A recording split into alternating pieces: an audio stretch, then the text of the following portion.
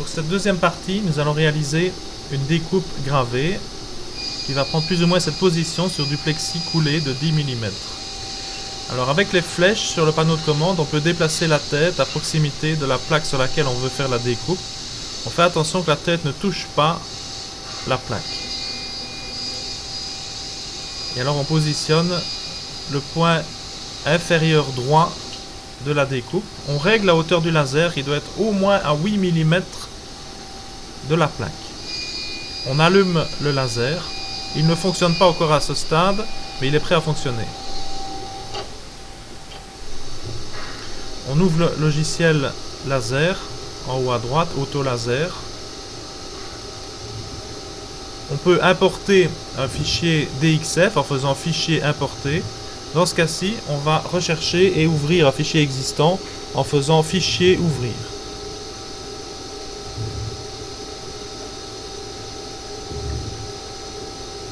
Là, c'est la liste des plans qui peuvent être importés. Comme on ne trouve pas directement ce qu'on cherche, on fait directement une recherche par l'explorateur Windows dans le dossier laser 1325.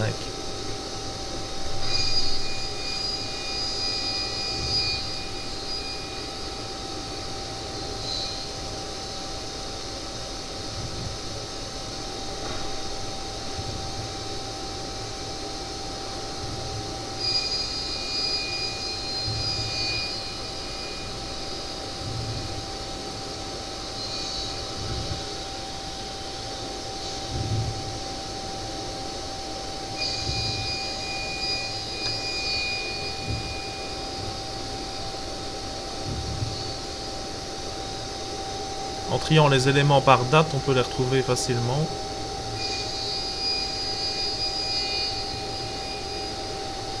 Donc on ouvre le fichier. En noir, c'est les parties qui vont être découpées, donc le contour plus les 4 trous. Et en rouge, les parties gravées. Dans un premier temps, on va juste découper la plaque, donc on désactive la gravure et on active la découpe.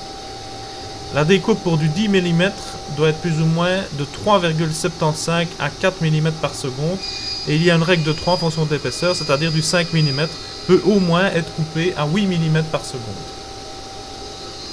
Alors on appuie sur Origine pour confirmer le point inférieur droit du laser. Et puis on appuie sur Border View puis OK pour voir où la découpe va être faite. Le laser fait le contour.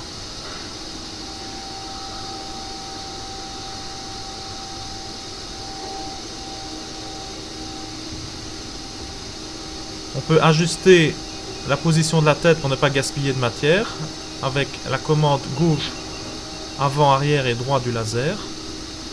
Et on peut appuyer sur Origine sur le laser et un bip est émis pour dire que la position initiale est confirmée.